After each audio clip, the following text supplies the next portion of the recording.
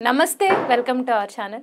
ప్రస్తుతం మనతో ప్రముఖ ఆధ్యాత్మికవేత్త జ్యోతిష పండితులు ముల్లపూడి సత్యనారాయణ మూర్తి గారు ఉన్నారు. వారితో మాట్లాడదాం. నమస్కారం. నమస్కారం మా ఫణి కుమార్ గారు. సార్, దశమహా విద్యల గురించి చాలా అద్భుతంగా చెప్తున్నారు. అసలు వింటుంటేనే చాలా ఆశ్చర్యం. ఎప్పుడు నేను తెలుసుకోలేని విషయాలు చాలా చెప్తూ ఉన్నారు. సో అందులో 4వ అవతారం చిన్నమస్తాదేవి. అసలు చిన్నమస్తాదేవి అంటే దేనికి ప్రతిరూపంగా కొలుస్తారు? ఎటువంటి కోరికలు ఉన్న వాళ్ళు చిన్నమస్తాదేవి ఉపాసన చేయాలి? అలాగే అంటే ఎలా పూజ చేస్తే ఆ అమ్మవారు కరుణా కటాక్షాలు ఉంటాయి? ఎందుకు పూజ చేయాలి? చిన్నమస్తా అమ్మవారు ఎవరో కాదు, ఖాళీ స్వరూపమే. ఇవన్నీ కూడా దశమహావిద్యల్లో ఒకటి, 4వది. అంటే ఆమె ఎలా ఉంటుందంటే అవతారము, ఆమె శిరస్సు ఇలాగా ఆమె కట్ చేసేసుకుంటది. ఆమె తలని చేతిలో ఇలా పట్టుకుంటది. రక్తపు ధార, ఒక ధార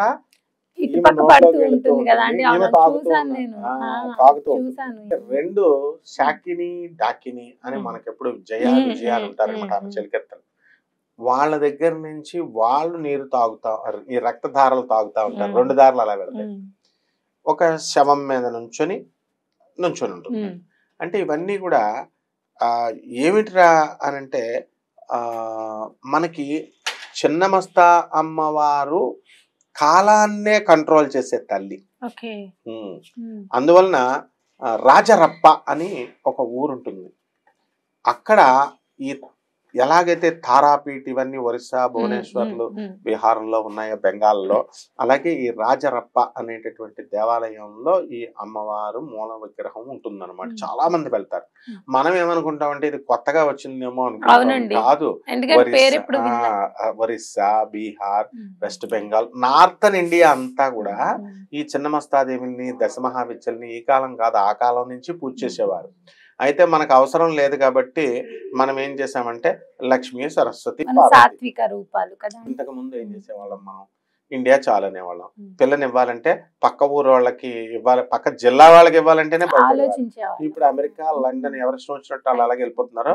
అలాగా ఈ చిన్నమస్తా అమ్మవారిని అన్ని రాష్ట్రాల వాళ్ళు కూడా ఎక్స్పాండ్ అయిపోయింది, ట్రెండింగ్ లోకి వచ్చింది అమ్మవారు. ఇకపోతే ముఖ్యంగా ఈ యొక్క చిన్నమస్తా అమ్మవారిని ఎవరు పూజించాలి అంటే, సకల కష్టాల్లో కూరుకుపోయామండి, ఆర్థిక సమస్యల్లో కూరుకుపోయామండి అంటారు చూసారా, బ్యాంకు లోనులు రావడం లేదండి అంటారు. అటువంటి వాళ్ళు ఈ అమ్మవారిని పూజ చేసుకోవాలి. అలాగే ఈ చిన్నమస్తా అమ్మవారు రాహువుని కంట్రోల్ చేస్తుంది. అంటే రాహు అంతా కూడా మాయాజాలం. ఆ మాయ, రాహు విధించినటువంటి ఆ మాయ నుంచి ఎవరూ కూడా తప్పించుకోలేరు. అటువంటి ఆ యొక్క రాహు యొక్క మాయని, ఈ యొక్క చిన్నమస్తాని తల్లిని ఎవరైతే పూజ చేస్తారో ఆ భక్తుడు ఆ రాహు మాయ నుంచి కూడా బయటికి తప్పించుకుంటాడు.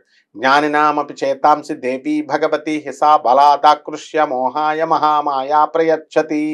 ఆ మహామాయ స్వరూపిణి అయినటువంటి ఆ చిన్నమస్తాదేవి మహాపండితులను కూడా, యోగులను కూడా మాయలో పడేస్తుంది. అందువల్లనే ఏమే మాయాస్వరూపిణి.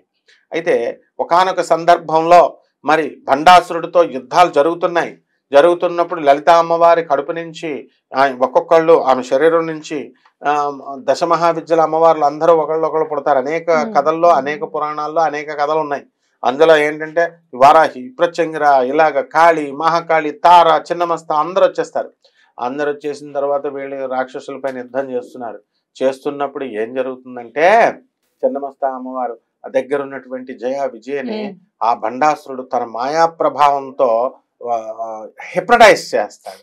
అదంత ఈజీ కాదు. ఇప్పుడు అందరూ హిప్నటైజ్ మేము చేస్తూ ఉంటారు, అంత ఈజీ ఏం కాదు హిప్నటైజ్ అంటే. అప్పుడు ఈ యొక్క సినిమా వచ్చింది మనకి, ఏమిటది, 7th సెన్స్ అని.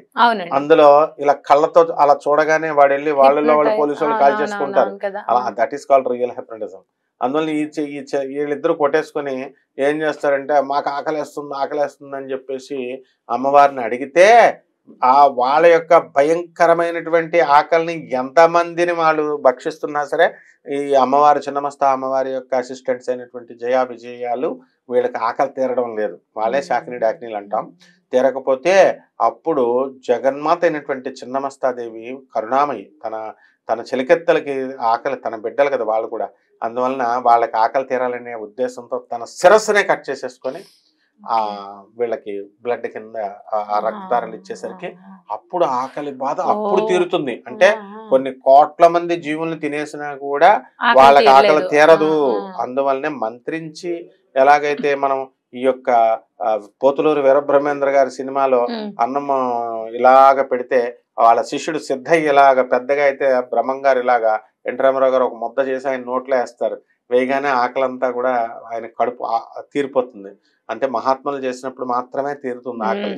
క్షుద్బాధను కంట్రోల్ చేయగలుగుతారు. ఆ విధంగా ఈ యొక్క చిన్నమస్తాదేవి అమ్మవారి తల్లి ఏంటంటే ఎవరికైతే చేతబళ్ళు ఏమండి మాకు చేతబళ్ళు చేశారండి చేతబళ్ళు అంటారు, అటువంటి బ్యాచ్ అందరికి కూడా ఈ చిన్నమస్తా తల్లిని పూజ చేసుకున్నట్లయితే, ఈ చిన్నమస్తా అమ్మవారి యొక్క మంత్ర జపాన్ని చేసుకున్నట్లయితే వాళ్ళ మీద ఉన్నటువంటి బ్లాక్ మ్యాజిక్స్ అన్ని కూడా తొలగిపోతాయి. అలాగే ఏమండి నేను తెల్లగా ఉన్నానండి, నేను అందంగా ఉన్నానండి, ఏమండి నేను మంచి డబ్బులు బాగా సంపాదిస్తున్నాను, నరదోష జరిగిందండి, క్రూర దృష్టి జరిగిందండి అని అంటారు కదా, నరదృష్టి నరఘోష. ఇటువంటివన్నీ కూడా చిన్నమస్తా అమ్మవారిని నిమ్మకాయ పెట్టి లేకపోతే నిమ్మకాయ దీపారాధనతో నువ్వుల నూనెతో అమ్మవారి కుంకుమార్చన చేసి అమ్మవారి మెడలో మరి మారేడు ఆకుల్ని వెయ్యాలి దండ కింద. ఆ తర్వాత అమ్మవారికి చామంతి పూల దండను వేసి మరి ఆ జగన్మాత అయినటువంటి చిన్నమస్తా అమ్మవారిని కనుక ఎవరైతే పూజ చేస్తారో అటువంటి వాళ్ళ యొక్క